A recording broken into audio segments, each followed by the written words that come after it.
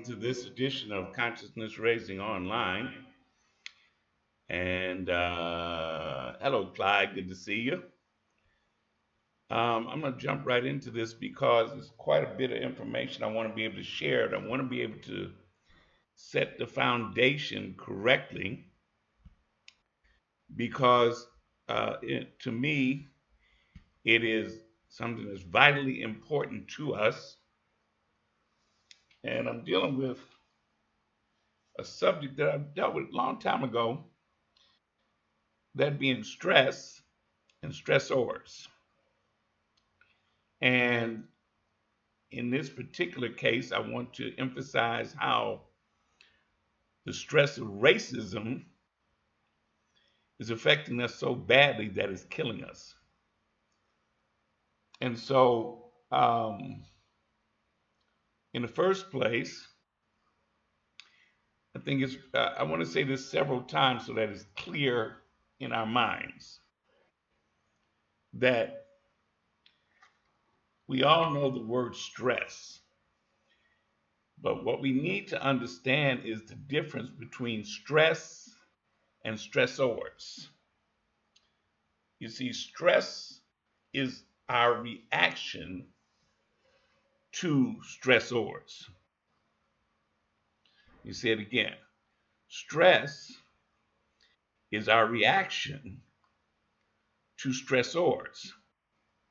Stress is not the cause, it is the reaction. And what has happened is that the media, along with the pharmaceutical industry, has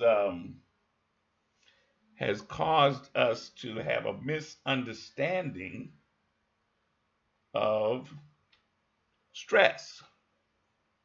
Hey, Miss Drea, good to see you, and thank you so much for the birthday greetings, etc. Um, and what I want to try to do today is put this in such a way that it will help us either with ourselves or with family members or people that we know, help them save their life. Okay? Because it's that serious. When I say the stress of racism is killing us, I'm serious. So let's look for a minute at what stress and what stressors are. Okay?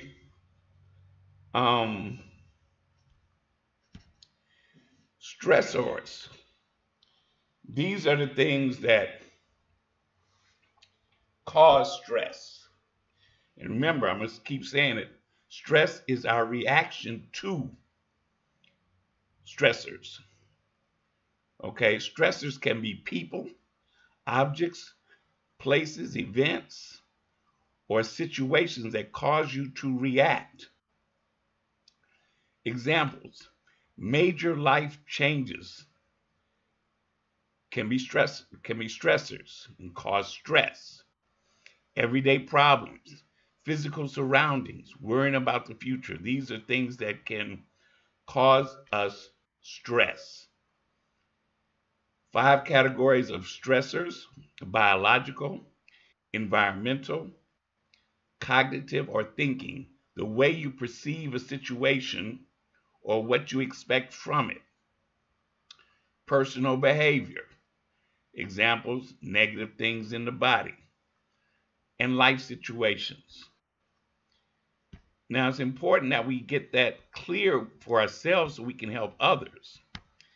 Because, here's some examples: environmental stressors, heat, cold, or wetness. You know, if it's real hot, if it gets real hot, for an example, that'll cause us stress. And I'll get into what that really means in a minute. Vibration, noise, a blast, hypoxia, insufficient oxygen, meaning you can't hardly breathe. I know that feeling. Fumes, poisons, chemicals, directed energy weapon devices, ionizing radiation, infectious agents and diseases, skin irritants or corrosives. Physical work can be a stressor. Bright light or darkness, haze and obscuration, difficult or arduous terrain. All right. Physiological stressors, sleep depth, meaning that you're not getting enough sleep, and that can cause you stress. Dehydration, malnutrition, poor hygiene, muscular and aerobic fatigue, not getting enough exercise, impaired immune system, overuse or underuse of muscles, organ systems, illness or injury. See, I want you to get a clear picture of this because in a minute you're going to see how all of this ties into racism too, in a special way for us. Cognitive, cognitive stressors, information, too much or too little, sensory overload versus deprivation, ambiguity, uncertainty, isolation, time pressure versus waiting, unpredictability. And you know, we've all experienced that where something is going on, but it's very unpredictable. That makes us anxious, and that's anxiety. Rules of engagement, difficult judgments, organizational dynamics, like especially on the job, hard choices versus no choices, recognition of impaired functioning, emotional stressors, and this is real personal. Fear and anxiety producing threats of injury, disease, pain, failure, loss, personal or mission failures. Grief producing losses, bereavement.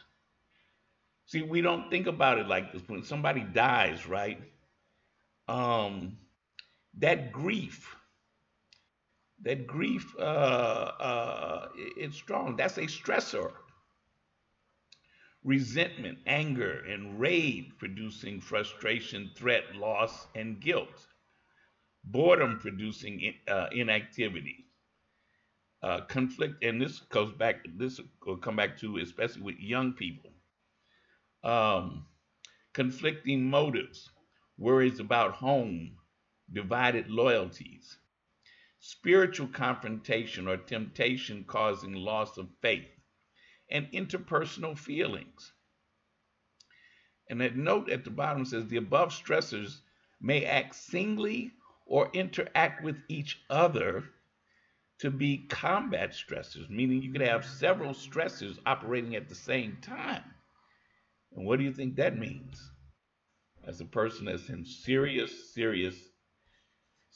issues. Okay, the top 15 stressors. The top 15 stressors, let me see. Oh,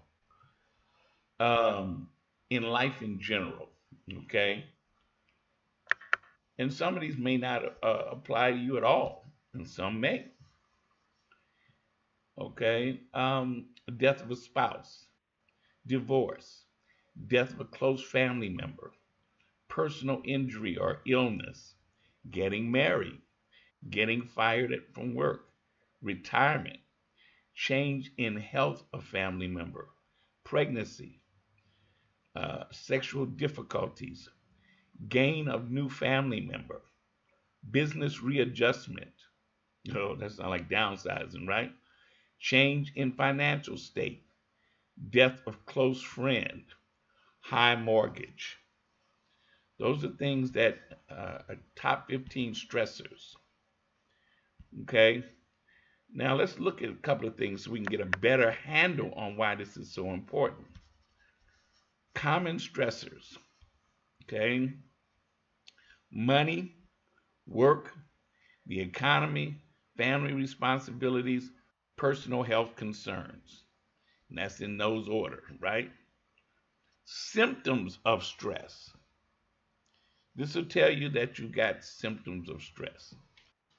By the way, give me a one, Clyde, if everything is kosher on your side. I can't see uh, my screen right now on your side. um, Symptoms, and this will help you in recognizing when somebody is close. Thank you. Irritable and angry. Yeah, you know when somebody's irritable, angry, that we have to be watchful, right? Nervous and anxious. Mm. Lack of interest and motivation. That's where, especially, you talk about teenagers. See, we don't necessarily think of teenagers as being under stress, but we should.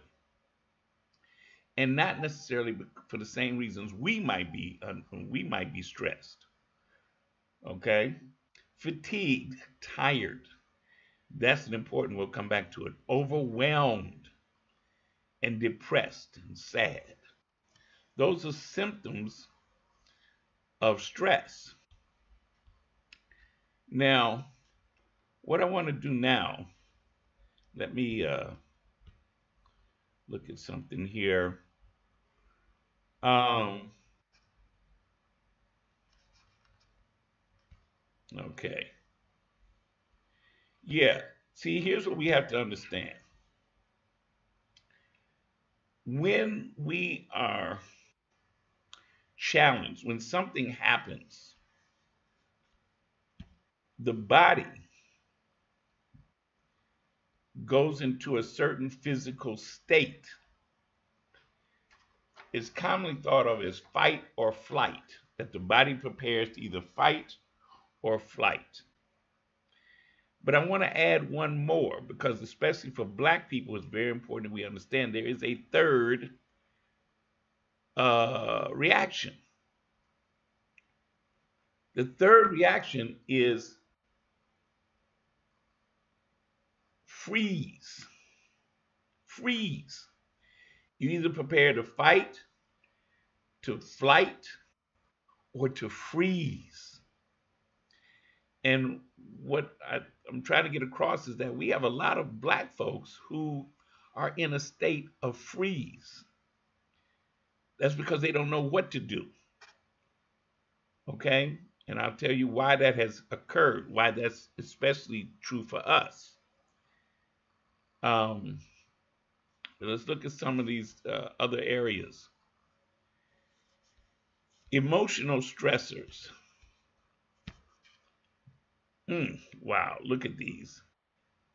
Attitude, negativity, fear, struggles, anxiousness, disempowered, difficulties, frustration, trap, anger, pressure, tension, sadness, depression, upset. Okay, and especially in relationships, yeah, those are stressors. Physical stressors. Physical stressors.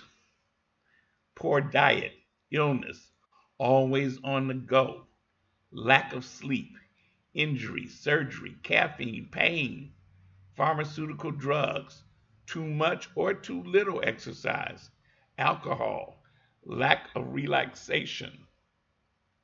See, all of these things can cause stress.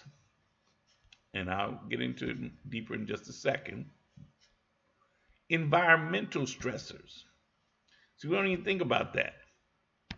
Environmental stressors are such things as toxins in the environment, disaster, chemicals, pesticides, noise. That's an environmental stressor. Have you ever been somewhere or lived somewhere where, like in Chicago, you can live close to what we call the L, that's the elevated train, subway in some places, but subway means underground, but we have them above and under. And if you live too close to them, you have to get used to a regular noise factor. Okay? pollutants, lighting, workplace, privacy, electromagnetic waves. Electromagnetic waves is a stressor. What'd you say, Clyde? A body in motion tends to stay in motion, to freeze or become frozen. Yeah. Temperature, clutter, traffic, waiting, all these stressors, right? And I'm going to get to, you'll see it in a minute, why this is important for us to understand. Um, Adrenal stressors, and this is deep. Fear, sugar and white flour products. We don't think of that as being stressors, but they are. Lack of sleep, emotional stress, financial pressures, gut irritating foods such as grains and legumes. Overexertion, death of a loved one, unwanted unemployment, marital stress, too much or too little exercise, infections, acute and chronic, negative attitudes and beliefs, smoking, prescription and non prescription drugs, caffeine, wound healing, psychological stress, lack of relaxation, nutrient poor food, lack of nutrient dense food, toxins. Okay. And the last one in terms of this, money stressors. Money stressors. Woo!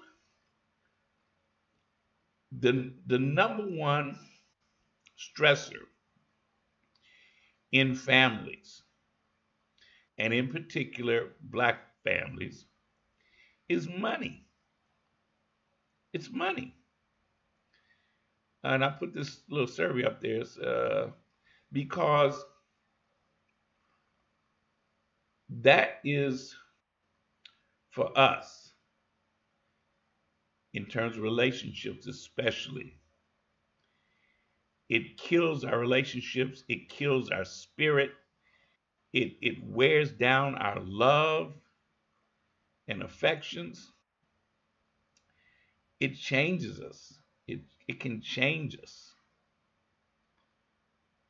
Yeah, money stressors. So now let's understand how this works. When you have something that occurs, um, when you have something that occurs, the body prepares for whatever is going on or whatever is happening. It prepares to either fight or flight. And what do we mean by it prepares? All right, I don't know if you can see this, but I'll read it to you. Here's what tends to happen. There's certain things that the body is going to automatically do when something occurs that causes the body to go into stress mode. And part of what it does, why it does that, is to figure out what is the level of the danger. So first, the nervous system. When you go into stress mode, either physically or psychologically, the body suddenly shifts its energy resources to fighting off the perceived threat in what is known as the fight or flight response. And of course, I had the third one now called freeze. The sympathetic nervous system signals the adrenal glands to release adrenaline and cortisol. This is the body. It tells the body, the nervous system, to kick out chemicals into the body. These hormones make the heart beat faster, raises the blood pressure, changes the digestive process, and boosts glucose levels in the bloodstream. Okay? Now, this one about changes the digestive process. I'll come back to that later, but I want you to key in on that for a second. When it says changes the digestive process, what it does, it slows down the body's ability to digest food. Why? Because at that moment, the body is setting up to fight or flight, and so the digesting food is not major at that point, so it slows down that particular thing. But what if it happens as soon as you eating something? You got all that food in you, right? That's why I'll come back to that. When you go into stress mode, the muscular skeletal system goes into actions. Muscles tense up. The contraction of muscles for extended periods of time can trigger tension headaches, migraines, and various musculoskeletal conditions. See, it's beginning to see a pattern here. When you go into stress mode, the respiratory system, it makes you breathe harder and causes rapid breathing or hyperventilation, which can bring on panic attacks in some people, right?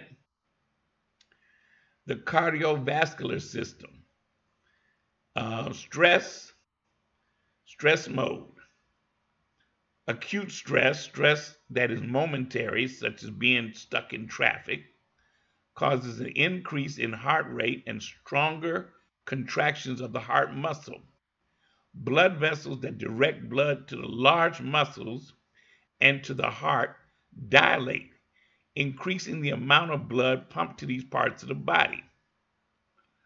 Repeated episodes of acute stress can cause inflammation in the coronary arteries, thought to lead to heart attacks.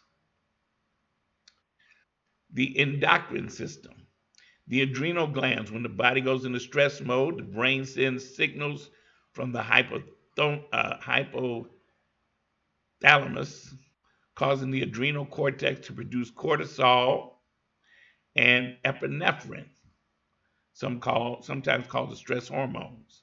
Okay. When those two are released, the liver produces more glucose, which is a blood sugar that gives you the energy to fight or flight. And the gastrointestinal system, the esophagus. Stress may prompt you to eat much more or much less than you usually do. If you eat more or different foods or increase your use of tobacco or alcohol, you may experience heartburn or acid reflux. Okay? Your stomach can react with butterflies, or what we call butterflies, or nausea or pain. You may vomit if the stress is severe enough. Your bowels. Stress can affect digestion and what nutrients your intestines absorb. It can also affect how quickly food moves through your body. You may find that you either have diarrhea or constipation. And you've all heard stories about something happens and people defecate on themselves involuntarily. They're not planning to do it, but something might literally scare the out of them. Okay? That's a reaction to a stressor. That's your body at work. And your reproductive system. In men, excess amounts of cortisol produced under stress can affect the normal functioning of the reproductive system. Chronic stress can impair testosterone and sperm production and cause impotence. For women, stress can cause absent or irregular menstrual cycles or even more painful periods. It can also reduce sexual desire. Now, all of those are things, ways in which the body deals with stress or deals with stressors. Okay? I hope that gives you some better understanding of why stress is not the bad thing, it's how we react to danger, perceived danger. But there's also this. See, there's good stress and bad stress, right? And think about it. You've heard this word all your life. but you didn't necessarily associate it. The word distress. Distress. Distress is bad stress, meaning that your body is reacting badly to the stressors. Acute distress and chronic distress. Acute is momentary, okay? Chronic is ongoing. It's ongoing for a period of time. Then you have eustress. Eustress is good stress, and it can be chronic and it can be acute. See, we don't hear about this. They don't talk to us about this, but we need to understand it. Now, again, let me talk for a minute about some things that happen when you go into stress mode. The sweat glands secrete sweat, which evaporates, cooling the body. See, you don't think about that. See, sweat is a good thing, right? Because you sweat in order to cool the body. The thermostat in your hypothalamus activates cooling mechanism. Okay, well, let me go to one, back up to one. Increased body temperature. That's one of the things that happens when you go into stress mode. Or decreased body temperature. If you go into increased body temperature, then that's when you get the sweating and evaporate, cooling the body. The blood vessels in the skin dilate, the capillaries fill, heat radiates from the skin. You can literally feel it. And once it starts to cool, once the sweat evaporates, cooling the body, your body temperature decreases, and the thermostat will shut off the cooling mechanisms. Okay? Whereas the opposite happens if the body decreased body temperature. It acts the same thing. The thermostat will tell it to constrict the blood vessels, blood vessels. That reduces heat loss. The skeletal muscles contract.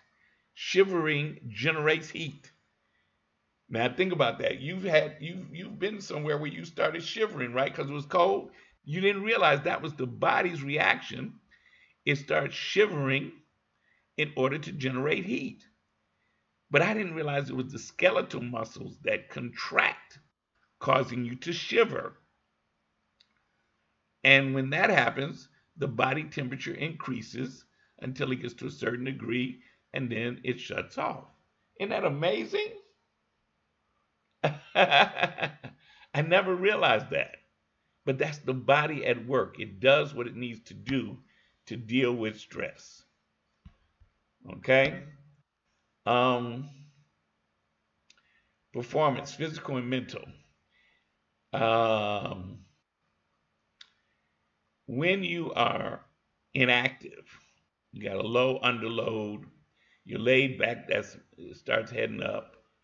That's the arousal level, right? And when you're at the best optimum performance, that's when all your systems are go. But then when you hit anxious, that's when the stress mode kicks in. And then it goes into high. High overload is panic, anger, or violence. Whoa. Let's look for a second now. We're going to look at two things. One is stressors for middle-aged adults and stressors for college students. Let's look at middle-aged adults first. Concerns about weight. Yeah, I would say that's a stressor. The health of a family member. Yeah, that's a stressor. Rising prices of common goods. Yeah, for real. Home maintenance, interior. Okay. I have too many things to do. Misplacing or losing things. Yeah, that can cause stress. Where are my keys? where's my hat? You know, yard work or outside home maintenance, yeah, that can be stressful. Even if it's something as simple as cutting the grass, sometimes you just don't feel like it, but the grass is getting high, you got to do it anyway. Property, investment, or taxes.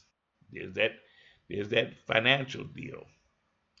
Crime, that's a concern. And physical appearance. Those are 10 things, 10 common stressors in the lives of middle aged adults. Now let's look at college students. And some of you may be college students, and some of you all may have college students in your family. Troubling thoughts about the future. You see, compare these to the things that the middle aged adults are thinking about or stressed by. Not getting enough sleep. Hmm. Wasting time. Those are stressors for college students. They don't want to waste time. Inconsiderate smokers. Wow. We just tell them, don't smoke here. Physical appearance is way up in the hierarchy for college students. Too many things to do. That's close to the middle aged. Misplacing or losing things. That's up there close too. Not enough time to do the things you need to do. Maybe if you didn't waste time. Okay. Concerns about meeting high standards. Wow. Interesting. See, that's not on the middle age side at all. And the last one, being lonely. Now, see, on the middle aged adults, it's not in our top 10 at all, being lonely. We don't think about being lonely. Isn't that interesting? Uh, Now, some of the common signs and symptoms of stress. Um, Frequent headaches, jaw clenching or pain, grinding and gritting your teeth, stuttering or stammering, tremors. Yeah, when your hands tremor, trembling of lips and hands, neck ache, back pain, muscle spasms. See, we don't think about these as being symptoms of being in stress mode. Lightheadedness, faintness, dizziness, ringing in the ears, frequent blushing and sweating. Well, we know that sweating is one of the things that the body will kick in and do, right? Dry mouth, problems swallowing, cold or sweaty hands and feet. These are common signs and symptoms of being in stress mode. Okay? And then what tends to happen? People start, look at that. She got the sweaty palms. She can't breathe. The heart's going crazy, hyperventilating. She's starting to have a panic attack. Okay, and when that tends to happen, what goes on for some people is they eventually snap. Yeah, they snap. They snap. Wow. Wow. Now, when it comes to black people in particular, let me back up here. Um, I want to, yeah, we have some specific stuff going on, but let me back up for a second to a little bit of history we need to understand. I want to read you something uh, from a book called The FBI's War on Black People. Okay? And I need to read this so we understand some things. All right? For better or worse, the history of the Federal Bureau of Investigation and the history of Black America have been linked together almost from the Bureau's beginning in 1908, when Charles J. Bonaparte, nephew of Napoleon III and President Theodore Roosevelt's Attorney General, established a Bureau of Investigation. The word federal was added in 1935. The Bureau's decision to avoid protecting civil rights and to spy on blacks were more in reaction to directives from the White House and the Justice Department than results of its own policy. In 1910, during the second year of William Howard Taft's presidency, and in response to a series of particularly brutal lynchings, the department claimed, quote, no authority to protect citizens of African descent in the enjoyment of civil rights generally, unquote. Ooh, that's ugly. In contrast, by 1919, the year J. Edgar Hoover began his association with the Bureau, and the 7th year of Woodrow Wilson's presidency, the department was citing wartime security needs to violate the civil liberties of those same citizens. Expected by the Wilson administration to confine itself to gathering political intelligence on the Negro question, the Bureau paid little attention to day-to-day violations of federal civil rights laws, let alone to the episodic blood rights committed by Ku Klux Klansmen and other white supremacists to enforce deference and submission. I'll let that sit there for a second, because we need to understand that this didn't just start yesterday. Okay? And why this is so important, I'll get to in a second. But let me read a little bit of this too. FBI surveillance activities aimed at Black Americans began in this climate of respectable racism 2 years after D.W. Griffin's film and immediately after Congress declared war on Germany. At first, Bureau agents visited Black communities to assess attitudes toward the draft and to investigate rumors of subversion. The controversy over the infamous Zimmerman telegram, in which Germany had offered to help Mexico regain territory lost 70 years before in the Mexican-American War, led to a particularly outrageous rumor of German agents organizing an army of Mexicans and Black Americans to fight a rear guard action in the Southwest on Kaiser Wilhelm's behalf. Y'all ever heard of that? We ain't heard nothing about that. But understand, they were already surveilling Black folks. Now, in this particular time, one of the things they were doing, they zeroed in on Black pastors in the South. This is when they started surveilling Martin Luther King Jr.'s grandfather. They were surveilling a lot of Black ministers in that time, long before we ever even thought they were doing it. Okay?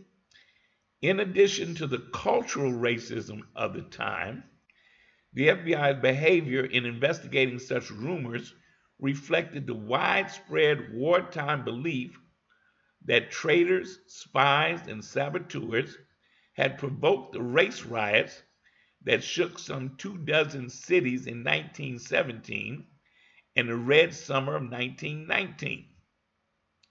The epic Red Scare of the immediate post-war years included a Black Scare. Now, if you don't know about the so-called race riots, and these were white attacks on Black communities, 1917, and in particular the Red Summer of 1919, look it up, it was deep. But you will find nothing in the history and the media at the time that says anything about traitors or spies or saboteurs. What really was going on was after World War One, black soldiers came back home, and they were not willing to take the same racism that existed before they left. So whites attacked black communities and black people as a way of putting us in our place. They burned our homes, they lynched us, and they killed and raped and pillaged and plundered. It amazed you. Go look up Red Summer of 1919.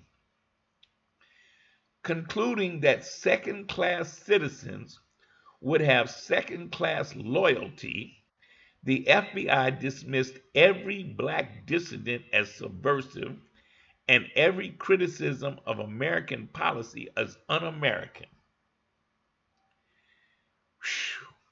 While Woodrow Wilson defended national self-determination at the Versailles Peace Conference, his State Department solicited intelligence reports from the Bureau on any black American who complained about riots and lynchings. While the president promised to bring democracy to the world, black activists reminded him that he had not yet brought democracy to blacks in his own country or to the not very white peoples who lived in America's overseas possessions. When Monroe Trotter, editor of the Boston Guardian and head of the all-black National Equal Rights League, pressed Senator Henry Cabot Lodge, Republican of Massachusetts, to read the 13th, 14th, and 15th Amendments of the Constitution into the Treaty of Versailles, Hoover, already adept at making himself useful to the incumbent administration, called upon the Bureau to monitor, quote, Negro leaders and their political stand toward the peace treaty and the League of Nations. Now, I went into all of that because we need to understand how that racism was operating. It was long before the, quote, civil rights movement and everything. And we don't give credit enough at times to how long this has been going on. Racism. Racism is a stressor. Racism is a stressor. See, we know it as a stressor. Well, we know it causes us stress, but we don't understand that it's a stressor. Okay? Let me break down how that works. When we are born, we have a subconscious awareness that we get from our parents. It's been passed down to us generationally, that we know something ain't right. And as children, we start experiencing things that cause us to go into stress mode as children. Here's the cold part. We live our entire lives in stress mode because of racism. Let me say that again. We live our entire lives in stress mode because of racism. Now, what does that mean? It means that those things I went through before about what the body does when it goes into stress mode, we start doing that, our body starts doing that when we're children. When we're children. And it doesn't get better as adults. Here's an example. The new regulations are basically stating that the current hairstyles for black females are now unauthorized, such as two-strand twists, neatly kept dreadlocks, flat twists, and basically any other natural hairstyle. Now, you would think that after all this time, that shouldn't be a problem, but it is. That causes stress. That causes us to go into stress mode. Now, if you're already in stress mode, what happens? You go into a higher level of stress mode. let me let you look at this for a second and see if you can tell that as you recognize what was going on in this photograph, your stress level went your stress level went up. Yeah, it went up as you looking at that graphic. If you black. Now if you're non-black, I don't know. But I know if I'm black, my stress level just went up. Watch, I'm gonna make it go up some more. Yeah, yeah. Now that was really important because of this. America did spend a lot of time trying to make us believe that the KKK just disappeared. And as we've seen the last few years, we've seen how fast they came out from under the rocks. They ain't gone nowhere. Okay? And our stress levels just went up some more. Now, here you are, a nice couple, and you do all the right things. And you go to get you a loan, to get you a mortgage, buy you a house. And yeah, that's a stress level, a heavy stressor, especially when you go in to see the loan officer and he might not have the hood on his head, but he got that invisible hood and you know it. You know, and immediately what happens is something I say all the time. I say, white people dealing with white people look for all the reasons to say yes. White people dealing with black people look for any reason to say no. And if you think about it, that's what you always, we get used to trying to have all our T's crossed and all our I's dotted because we know that we can be refused just on one thing being incorrect or whatever.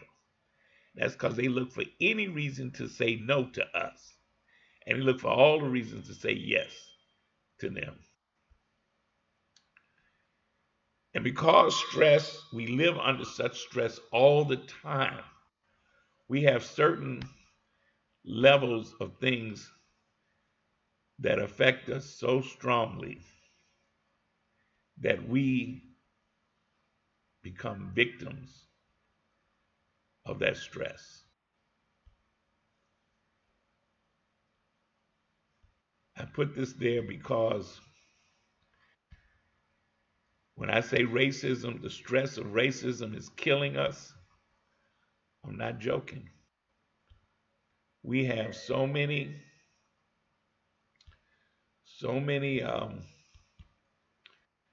stressors, so many stressors from the time we're born, and as we continue to grow up, the stressors become, we walked through all those stresses before, right? Whether it's money, all those different things, right? And they add to it. And when we're black and we realize that we got stuff happening to us that don't happen to the non-blacks, that just eats at us. So we're in stress mode all the time. All the time. We can barely sleep because it's in our dreams. And lack of sleep is a stressor. It's a miracle that we're able to have any kind of love and affection for each other, because in order to do that, we have to overcome the stress level. Remember when I was talking about the stomach? If you're in stress mode all the time, that means that when your stomach is never really at the non-stress mode to adequately or normally digest food. We don't know, unless one of the very few times say, for example, sometimes we might go on vacation to somewhere outside of the country, and we might, for a few days, experience a relaxation of stress. In those few days, our bodies go to a normal mode. We can eat relaxed, we can sleep relaxed, we can interact relaxed. But as soon as we come back here, sometimes it's so funny because we experience cognitive dissonance. We be so glad to get back to the United States, to get back home, right? That's one reaction. The other part of that is as soon as we crossed into the United States, the racism that's part of the fabric of America made our stress level go straight up. Wow. You know? So that we get to a certain point, our bodies are worn out earlier than they should be. It's one of the reasons why we experience more diabetes, why we experience more, um, uh, uh, um, tell me some of the things, diabetes, hypertension, uh, the kind of things that we as black people experience even more. Okay, uh, because our bodies are worn out in certain ways early. Because it's like if you think about a furnace, a furnace that's burning, that's working 24 hours a day, summer, spring, winter, fall, 24 hours a day, that furnace is working. That's our stress level. That furnace is working 24 hours a day. Sometimes it's working harder, sometimes it's working less, but it's always working. The parts of that furnace start to wear out because it wasn't built to work 24 hours a day in the summer, winter, both. And so different things start happening: arthritis and rheumatism and diabetes and hypertension and all of that. And so we start having these issues. And if we go to the doctors that in this system, they either want to cut and drug. Now, here's where it really gets ugly. I believe, and there's a certain amount of data that seems to support this, that one of the reasons we have cancers that are worse than others, when I say particularly breast cancer in black women, prostate cancer in black men, if you notice, they tell us that black men need to start getting tested earlier than white men. And they also tell black women that they need to check even more because when black women get breast cancer, it tends to be what they say more virulent. See, white women get breast cancer more than black women, but more black women die from it. And I believe that part of it has to do with the fact that when you live in a high stress mode, it weakens your immune system. Your body cannot fight uh, diseases and illnesses and injuries as well because it's in stress mode. It's in high stress mode. See, it's killing us. Racism is killing us. Real quick, let me talk about some things we can at least do to try to cope with it. Physical stress. Of course, helpful is appropriate exercising. Hurtful, over and under exercising. Chemical stress. Breaking down food for energy. Vitamin D from the sunlight. We need that. We need sunlight. Okay, hurtful, prescription drugs, pesticides, and parabens. Electromagnetic stress. What is that? If we stay in buildings where there's no sunlight, and in particular, a lot of us have to go to work we go to work barely getting any sunshine because we go before the sun is out and we get out after the sun is gone. If you're not getting natural sunlight, then you are leaving your body weakened.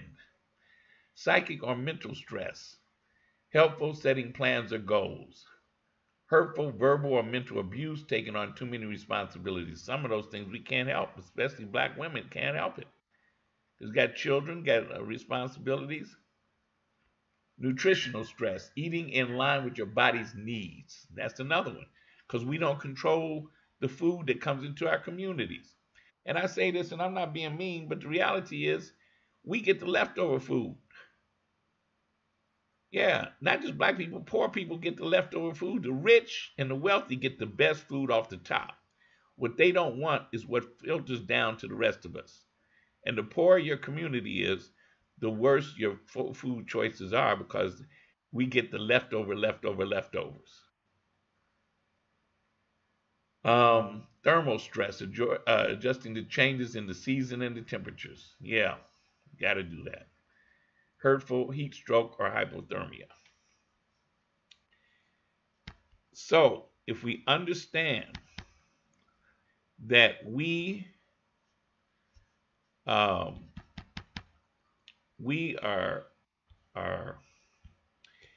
in a bad situation, we have to understand that we start dealing with stress and stressors from the time we are born. Racism is the first stressor. It's the first stressor. And all the other stressors combined and underscored by racism is why we have so many things that hurt us. Let us help each other by understanding it's the stressors we have to deal with, and that the stress is simply our response to stressors. Remember that our bodies and our mind react to the threat of racism, but it's hidden. When we're young, it's hidden. We don't even realize it until we get to a certain age, and then we realize, oh, yeah, okay. But then we see how we have so little we can do about it. Okay? All right, thank you so much.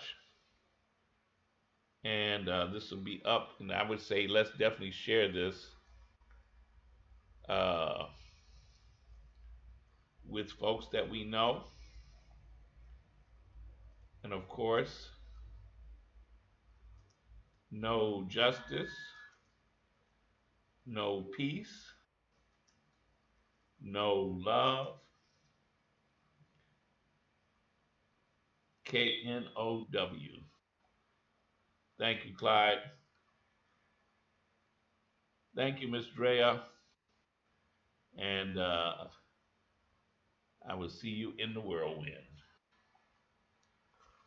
Let me see, get that down there. All right.